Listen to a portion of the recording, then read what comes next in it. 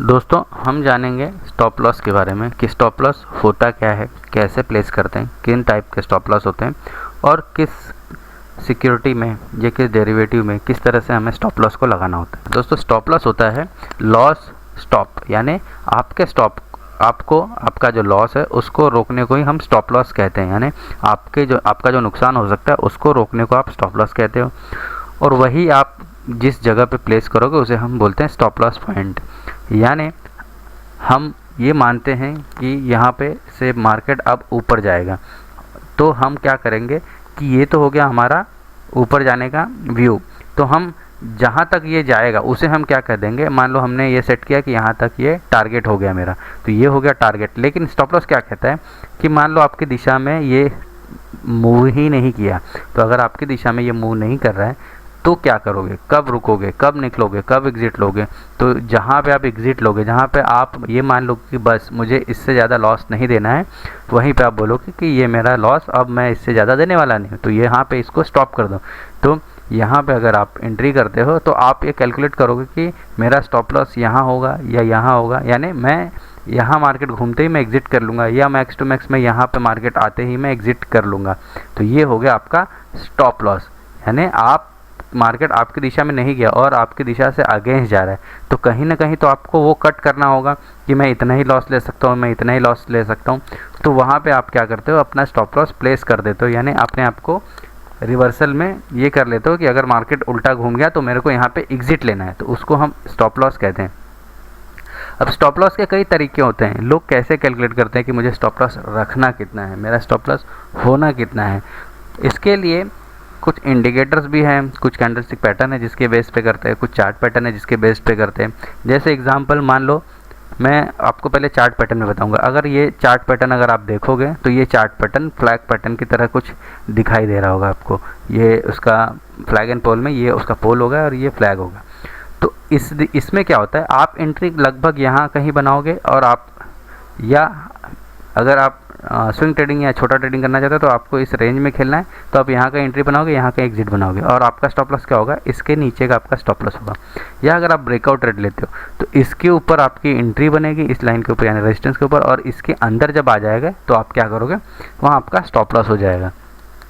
तो ये तो हो गया चार्ट पैटर्न को देखकर अपना स्टॉप लॉस डिसाइड करना। यानी आप ब्रेकआउट पे अगर ट्रेड लेते हो मान लो इस रेजिस्टेंस पे, तो आप क्या करोगे, जिस ब्रेकआउट पे आपने एंट्री ली है उसी के नीचे आपका स्टॉप लॉस हो जाएगा। यानी ब्रेकआउट फेल हो गया, अगर ब्रेकआउट फेल हो गया तो आप क्या हो गए, गलत हो गए।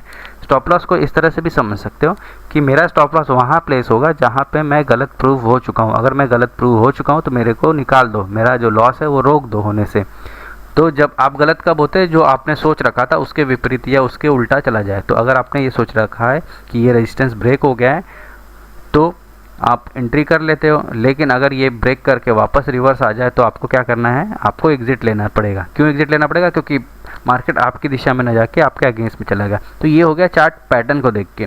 लेकिन अगर कुछ लोग कैंडल स्टिक को देखकर अगर एंट्री करते हैं, तो अगर मान लो उन्होंने ये कैंडल देखी और उनको लगा कि अब ये बुलिश जाने वाला है, तो वो क्या करेंगे, क्योंकि ये सपोर्ट के बाद कुछ हैमर जैसा बना है और यहाँ पे भी एक हैमर जैसा बना है, तो लोग क्या करेंगे, इसका जब अप निकालेगा तो वो यहाँ एंट्री कर लेते हैं। जो अगर वो इसके अप पे अगर एंट्री करेंगे तो कैंडल पैटर्न के हिसाब से वो क्या करेंगे, उनका जो स्टॉप लॉस बैठेगा वो उसकी जो प्रीवियस कैंडल है उसी कैंडल के नीचे वो प्लेस कर देंगे।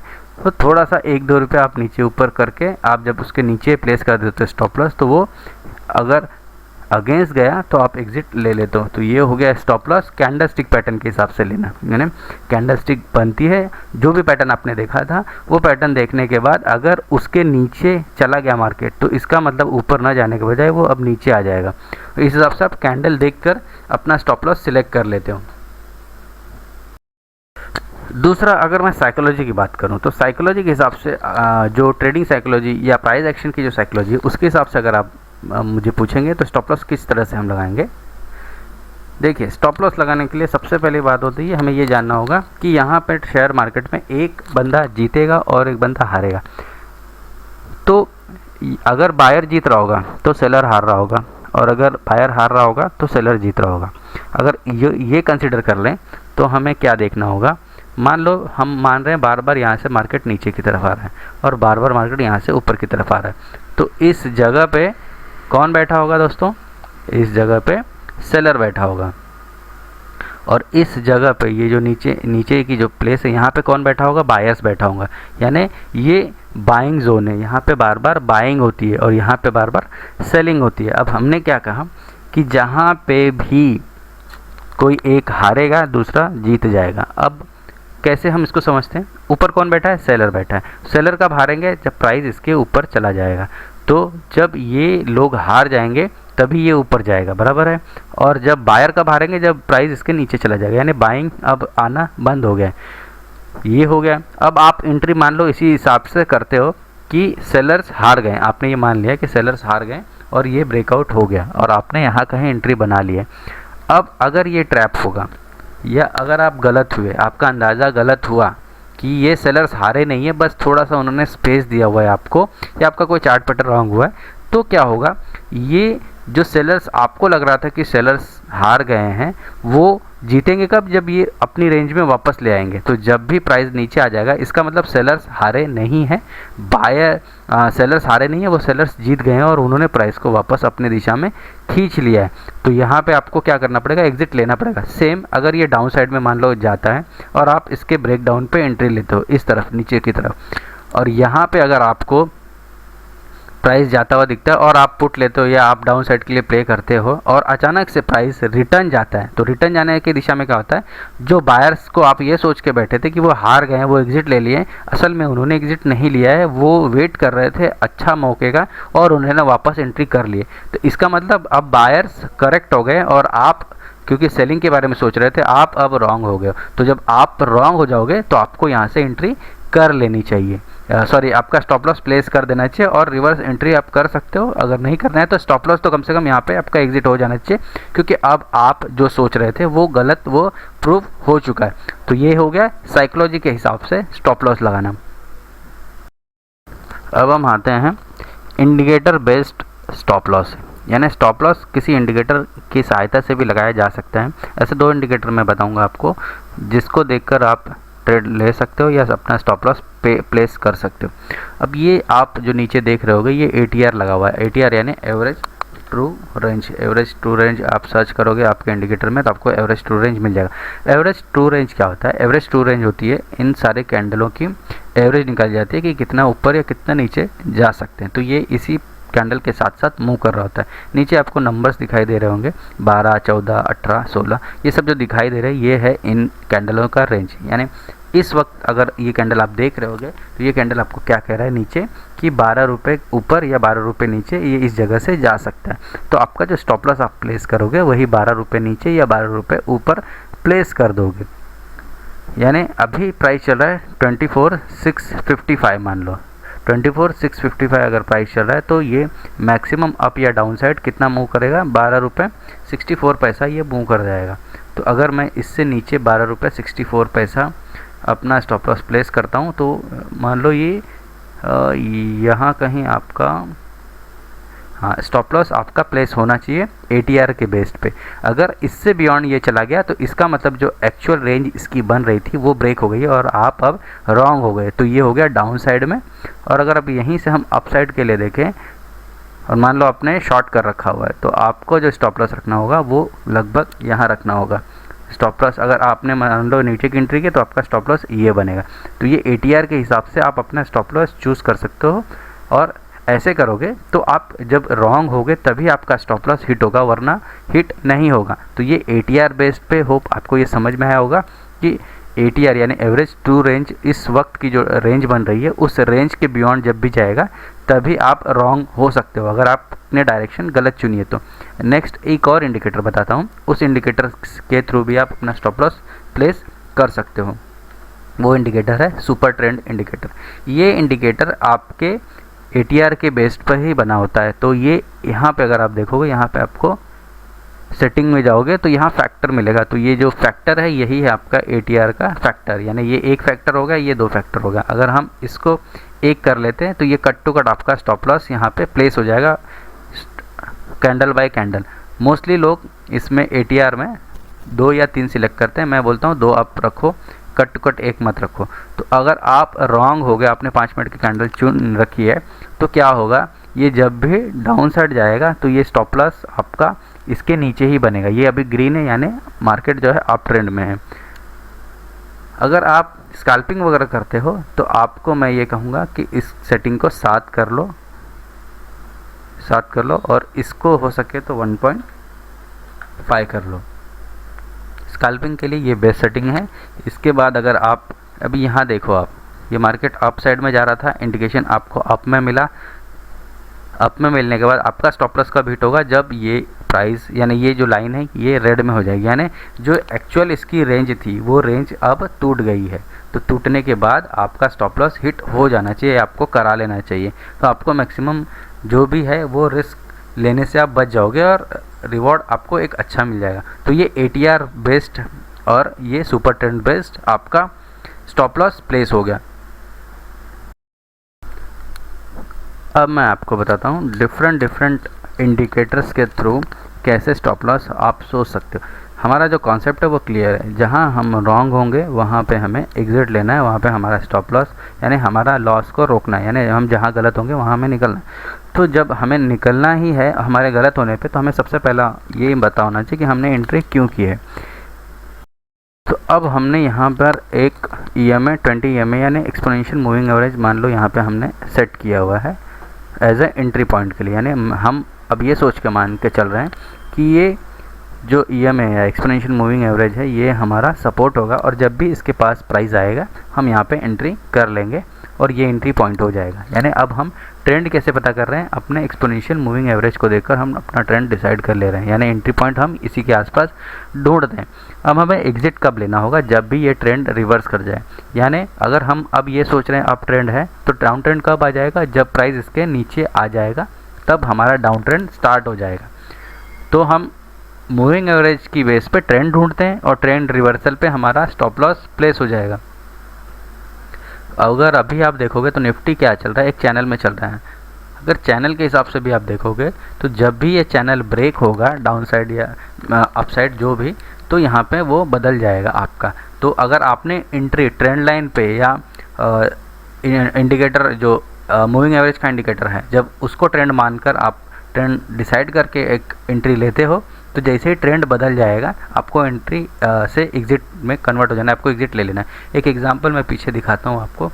मान लो आपने यहाँ पे एंट्री की थी, क्यों एंट्री की थी, क्योंकि यहाँ पे सपोर्ट EMA को एक्सपोनेंशियल मूविंग एवरेज को सपोर्ट लेकर मार्केट ऊपर की तरफ गया। तो अब ये जब तक इसके ऊपर है तब तक तो आपकी एंट्री सही है, आपकी दिशा में मार्केट है। लेकिन जैसे ही इसके अगेंस्ट जाएगा यानी ये ट्रेंड अब बदल चुका है, क्योंकि अब ये 20 मूविंग एवरेज से नीचे आ चुका है, तो आपको यहाँ पे एग्जिट, जो भी कैंडल इसके नीचे क्लोज होगी आपको एग्जिट ले लेना है। तो ये हो गया इंडिकेटर में ट्रेंड डिसाइड करते हुए स्टॉप लॉस को लेना। अब इसी स्टॉप लॉस की श्रृंखला में आपने एक और चीज़ सुनी होगी, वो है ट्रेलिंग स्टॉप लॉस। तो ये ट्रेलिंग स्टॉप लॉस होता क्या है, और ट्रेलिंग स्टॉप लॉस में क्या होता है, ट्रेल करना होता है। स्टॉप लॉस को आप ट्रेल करते हैं, ट्रेल करना का मतलब होता है सरकाना, ठेलना। तो अब मान लो आपने यहाँ पे एक एंट्री बनाई हुई है ये सोचकर कि यहाँ से मार्केट ने रिवर्सल लिया है और ये ब्रेक आउट आ चुका है। तो आप जब यहाँ एंट्री ले लेते हो तो आप अगर कैंडल वाइज ट्रेल करोगे तो आपने स्टॉप लॉस मान लो इस कैंडल के नीचे रखा हुआ था, यहाँ पे आपका स्टॉप लॉस प्लेस था। तो आप ट्रेल कैसे करते हो, जैसे ही प्राइस यहाँ पर आ जाएगा यानी एक नेक्स्ट कैंडल क्लोज हो जाएगी तो आपका जो स्टॉप लॉस था इस कैंडल से शिफ्ट होकर इस कैंडल के लो पे आ जाएगा। फिर क्या होगा, जैसे ही ये कैंडल ब्रेक होकर नई कैंडल क्लोज होगी तो आप क्या करोगे, इसको अब इस कैंडल के नीचे आप प्लेस कर देते हो। अगर आप यहाँ क्लोजली वॉच करोगे तो अभी भी आपका स्टॉप लॉस हिट नहीं हुआ है। फिर जैसे ही प्राइस और ऊपर चला जाता है आप अपने स्टॉप लॉस को और भी सरकाते हुए चले जाते हो। आपने ये ऐसे और शिफ्ट कर दिया। प्राइस देखिए अब स्टॉप लॉस आपका काफ़ी दूर है और प्राइस आपका और ऊपर है, तो अब आप स्टॉप लॉस को सीधे यहाँ मत ले जाइए क्योंकि ये एक बहुत बड़ा कैंडल बना है। तो आप स्टॉप लॉस को क्या करो, एक स्विंग बन जाने दो। अब ये स्विंग आ गई है यहाँ पे, तो हम क्या करेंगे, स्टॉप लॉस को अब इस स्विंग के पास रख देते हैं और फिर से अब कैंडल का जो अब ये रेजिस्टेंस बन चुका है, रेजिस्टेंस के ऊपर आने देंगे। अब ये रेजिस्टेंस बन चुका है और ये स्विंग बन चुका है। तो आपने ये ट्रेल कर दिया। अब ट्रेल करने के बाद ये अब इसको भी तोड़ गया, इस रेजिस्टेंस को, और अब स्टॉप लॉस आपका शिफ्ट होते जाना चाहिए यहाँ के आसपास कहीं पे। अब उसके बाद देखो मार्केट सीधा नीचे आ गया, तो आपका स्टॉप लॉस अब जाके हिट हुआ। तो ये स्टेप वाइज आप जब चढ़ाते जाते हो इसको, तो ये होता है स्टॉप लॉस। यानी पहले आपका स्टॉप लॉस नीचे था, फिर आप कैंडल वाइज उसको ऊपर ऊपर ऊपर करते जाते हो, या प्राइस वाइज भी आप 5-5 रुपये 10-10 रुपये आपके जैसे लगता है आप स्टॉप लॉस को ऐसे ट्रेल करते हुए चले जा सकते हो। तो इसको बोलते हैं हम लोग ट्रेलिंग स्टॉप लॉस।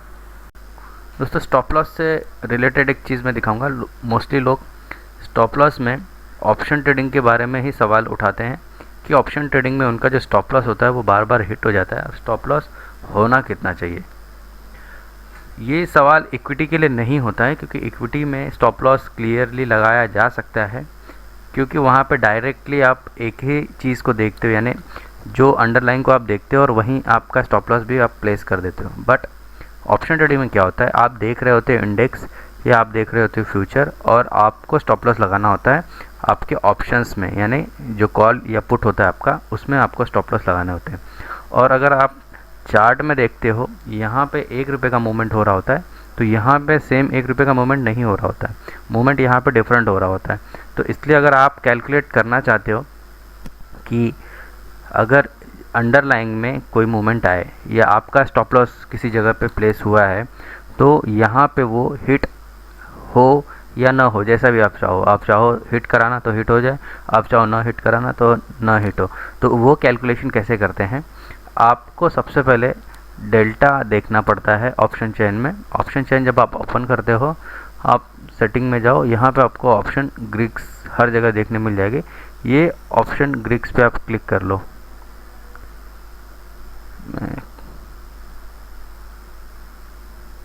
यहाँ पे हमने ऑप्शन ग्रीक्स में डेल्टा सिलेक्ट कर लिया, अप्लाई कर लिया है। अब यहाँ पे आपको डेल्टा दिखाई दे रहा होगा और यहाँ पे भी डेल्टा दिखाई दे रहा होगा। आप अगर कॉल साइड में देखोगे तो डेल्टा आपका पॉजिटिव होगा और पुट साइड में डेल्टा आपका नेगेटिव होगा। अब ये जो डेल्टा आप देख रहे हो, यहाँ 0.63, यहाँ 0.71, यहाँ 7783, ऐसे डेल्टा आपको दिखाई देगा। तो डेल्टा की रेंज जो होती है वो 0 से स्टार्ट होके आपकी 1 तक जाती है। अब डेल्टा की जो वैल्यू आप देख रहे हो, ये क्या दिखाता है, डेल्टा की वैल्यू एक्चुअली ये दिखा रहा होता है कि मान लो ये 24,600 है, तो डेल्टा इसका 0.063 है।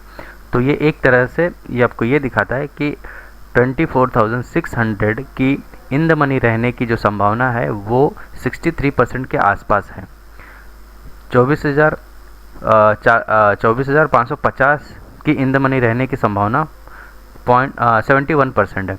इसी तरह से जो OTM के हैं उनके इन द मनी रहने के चांसेस कम होते जा रहे हैं, यानी जो 24,650 है उसकी इन द मनी रहने के चांसेस 54% है, या ऑलमोस्ट हम समझे तो ये 50-50% है।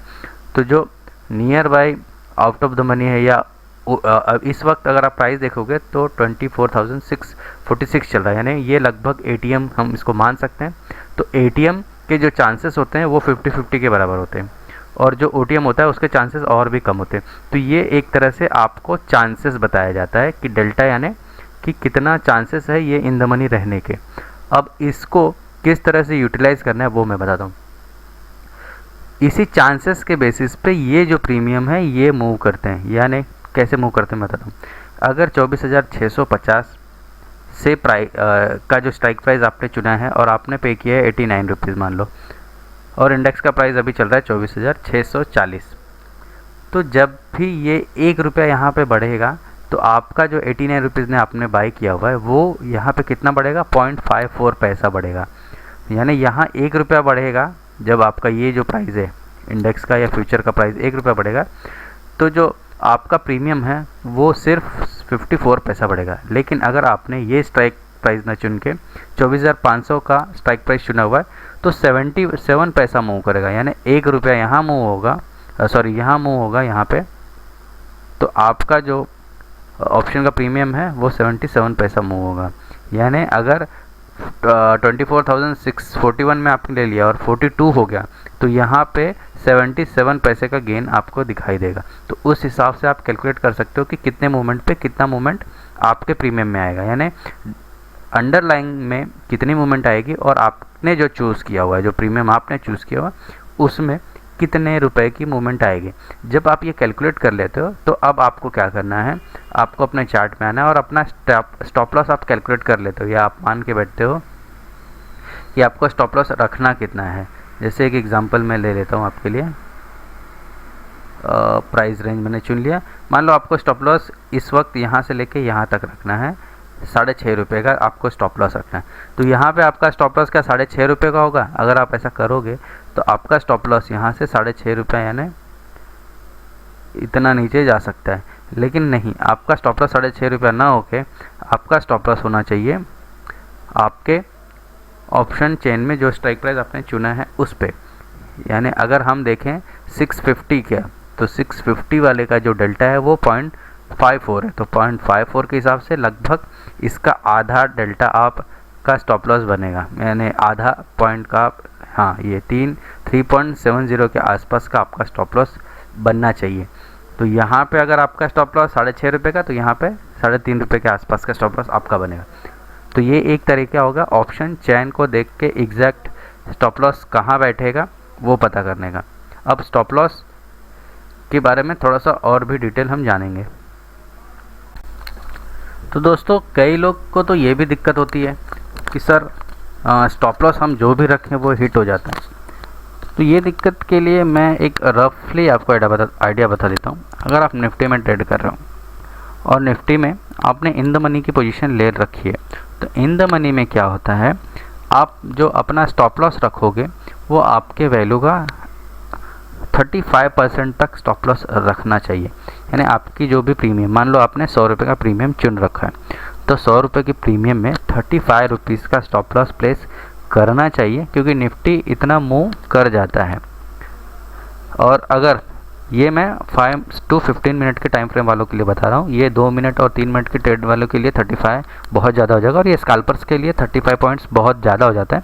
लेकिन अगर आप एक प्रॉपर ट्रेडर हो जो 5 मिनट और 15 मिनट पे ट्रेड करते हो, ऑप्शन ट्रेडिंग करते हो, तो आपको ये सोचना होगा कि इन द मनी में अगर आप जाते हो तो 30 से 35% तक का आपका स्टॉप लॉस हिट हो सकता है ईजिली निफ्टी में और बैंक निफ्टी में। इस हिसाब से अगर 100 रुपये का आप स्टॉक चुनते हो तो 100 रुपये पे आपका जो स्टॉप लॉस होगा वो 30 से 35 रुपया हो सकता है। अगर आप बैंक निफ्टी चुनते हो तो बैंक निफ्टी में 100 रुपये के प्रीमियम लगभग आपको एक्सपायरी वाले दिन दिखाई देंगे, बट आपको ज़्यादातर प्रीमियम जो लेने होंगे वो 350 से 400 रुपये वाले प्रीमियम चुनने चाहिए। लेकिन अगर आप निफ्टी चुनते हो तो निफ्टी में 100 से 150 वाले प्रीमियम आप इजीली चुना करो। इससे आप इन द मनी में रहोगे और स्टॉप लॉस भी आपका ठीक ठाक रहेगा और क्वांटिटी आप एक बैलेंस क्वांटिटी ले लोगे। वरना अगर आप 10 रुपये 20 रुपये के प्रीमियम चुनते हो तो वहाँ पे आपका स्टॉप लॉस 50% तक, अगर आप ओटीएम चुनते हो तो मैं सीधा कहूँगा कि आपका स्टॉप लॉस 50% से ज़्यादा का होना चाहिए। 50% होना ही चाहिए, क्योंकि 50% वो ईजिली टाइम पास जब भी मार्केट करेगा ना तो 50% आपका गला वाला के खा जाएगा, भले ही बाद में आपको 2 से 3 गुना जाएगा। तो अगर आप ओटीएम लेते हो निफ्टी या बैंक निफ्टी में तो आपका स्टॉप लॉस 50% का होना चाहिए। अगर आप एटीएम या आईटीएम लेते हो तो आपका स्टॉप लॉस 30 से 35% होना चाहिए मिनिमम। अब बैंक निफ्टी की बात करते हैं। बैंक निफ्टी में जो प्रीमियम सिलेक्शन होता है वो आपका 300 से 350 या 400 वाला प्रीमियम आपको सिलेक्ट करना चाहिए। वहाँ पे अगर आप देखोगे तो आपको 70 से 80 पॉइंट का स्टॉप लॉस रखना चाहिए, क्योंकि यूजुअली जो बैंक निफ्टी होता है वो 100 से 200 पॉइंट ईजिली, मतलब आँख झपकते ही वो सिर्फ ऐसे ही मूव कर जाता है, उसको बिना डायरेक्शन लिए भी वो इतना मूवमेंट दे सकता है। लेकिन निफ्टी में जो मूवमेंट आती है वो 30, 40 या 50 पॉइंट की मूवमेंट ही रहती है। तो उसके अंदर आपको कम से कम 25, 30, 35 तक स्टॉप लॉस रखना चाहिए। आप उसमें 2-4 रुपये का स्टॉप लॉस रखोगे तो वो फ्रैक्शन ऑफ सेकंड में सिर्फ वो कैंडल ऊपर नीचे जाएगी तो ही आपका स्टॉप लॉस हिट हो जाएगा। तो इस हिसाब से निफ्टी और बैंक निफ्टी ऑप्शन ट्रेडिंग में इन द मनी के लिए और ओटीएम के लिए मैंने आपको स्टॉप लॉस बता दिया। अगर आप ओटीएम लेते हो तो 50% मान के चलो, अगर आप आईटीएम लेते हो तो 30 to 35% का स्टॉप लॉस आपको लेना है। और अगर डीप इन द मनी लेते हो तो आपको स्ट्रेस लेने की ज़रूरत नहीं है, 20 से 25% का आप स्टॉप लॉस ले लो, वो हिट नहीं होगा जल्दी। तो इस तरह से हमने यहाँ पे कवर किया कि कितने अलग अलग तरीके से हम स्टॉप लॉस डिसाइड कर सकते हैं। एक राउंड फिगर भी मैंने आपको बता दिया और इंडिकेटर बेस्ड भी बता दिया, आप रॉन्ग कैसे होते हैं उस पर भी बता दिया। होप आपको ये क्लियर हो गया होगा अब तक। तो दोस्तों अब हम देख लेते हैं कि स्टॉप लॉस लगाते कैसे हैं। अब यहाँ पे आप TCS का चार्ट देख रहे होगे। TCS के चार्ट में आपको स्टॉप लॉस कैसे लगाना होता है, आप जब बाई कर रहे होते हैं तभी आप डिसाइड कर लिया करो कि आपको जो प्राइस है वो कहाँ पे एग्ज़िट लेना है। तो आप यहाँ पे जो देख रहे हो, अभी हमने ये बाई नहीं किया, अगर बाई किया होता तो हमें ये डायरेक्टली स्टॉप लॉस आ जाता है। लेकिन अगर हम कवर ऑर्डर लगाते हैं तो कवर ऑर्डर में क्या होता है, हम प्राइस को बाई करने के लिए एक ऑर्डर डाल रहे हैं और नीचे आप देख रहे होंगे यहाँ पे स्टॉप लॉस ऑर्डर है। तो कवर ऑर्डर में क्या होता है, आपकी एंट्री प्राइस डिसाइड हो जाती है और आपकी एक स्टॉप लॉस ऑर्डर भी डिसाइड होती है कि इसके नीचे मुझे निकलना है। तो ये आप अपने हिसाब से सेट कर सकते हो। तो यहाँ पे आपको स्टॉप लॉस डालना है और यहाँ पे एंट्री प्राइस डालनी है। एक और ऑप्शन होता है जिसके अंदर आप टारगेट और स्टॉप लॉस दोनों डिसाइड कर सकते हो। यानी आप स्ट्रेस फ्री होकर क्या करोगे, आप ब्रैकेट ऑर्डर पे क्लिक करोगे। यहाँ पे क्या होता है, अप साइड में जब प्राइस जाएगा, मान लो आपको ये जो है बुक करना है 75 रुपीज़ पे, तो आप अप साइड में 75 रुपीज़ पे बुक कर दोगे और डाउन साइड में मान लो आप 71 रुपीज़ पे आप बुक करना चाहते हो। तो आपका स्टॉप लॉस हो गया 0.2% का और टारगेट हो गया 0.7% का। तो स्टॉप लॉस और टारगेट दोनों जब आप प्लेस कर दोगे यहाँ पे, तो आपका स्टॉप लॉस और टारगेट दोनों प्लेस हो जाएगा। तो इस तरीके से आप स्टॉप लॉस को दो ऑप्शंस में कर सकते हो। एक हो गया आपका कवर ऑर्डर, दूसरा हो गया आपका ब्रैकेट ऑर्डर। इन दोनों में आप स्टॉप लॉस इस तरह से प्लेस कर सकते हैं। यहाँ पे स्टॉप लॉस आपको मिल जाएगा, आपके जो भी आपका फर्म होगा वहाँ पे आप प्लेटफॉर्म पे जाओगे, वहाँ पे आपको जब ऑर्डर प्लेस करने जाते हैं वहाँ पे स्टॉप लॉस करके लिखा होता है और वहाँ पे ही आपको मिल जाता है। यहाँ पर आप देख सकते हो सुपर ट्रेंड में किस तरह से आपको स्टॉप लॉस दे दिया है। यहाँ पे जो कलर चेंज आपने देखा, यहाँ से ग्रीन से ये रेड में हो गया, तो आपका जो अप ट्रेंड है अब ये ख़त्म होने को आ गया। और अगर मूविंग एवरेज के हिसाब से आप देखोगे, मैं मूविंग एवरेज 20 लगा देता हूँ और आपको दिखाता हूँ। EMA हम एक्सपोनेंशियल मूविंग एवरेज 20 लगाते हैं और उसके बेसिस पे क्या हमारा स्टॉप लॉस हिट हुआ है या नहीं हुआ है वो हम देखेंगे। तो यहाँ पे 20 मूविंग एवरेज को भी उसने ब्रेक कर दिया है,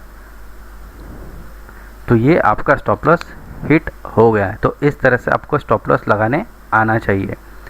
ये हो गया आपका सुपर ट्रेंड इंडिकेटर, जहाँ पे आप देख रहे हो कि सुपर ट्रेंड इंडिकेटर में यहाँ पे ये रेड बन गया है और ये लाइन का कलर जो है वो चेंज हो गया। तो यहाँ पे आपका स्टॉप लॉस हिट हो गया। साथ में अगर आपने EMA के बेस पे अगर एंट्री ली है तो ये EMA अब ब्रेक कर चुका है, यानी अप ट्रेंड अब आपका ख़त्म हो चुका है। तो अप ट्रेंड अगर आपका ख़त्म हो गया है तो आपका एग्जिट बन जाता है और आप विपरीत या अपोजिट साइड में आप जो भी आप अप साइड सोच के बैठे हो अब आप डाउन साइड के लिए प्ले कर सकते हो। तो ये हो गया आपका स्टॉप लॉस लगाना।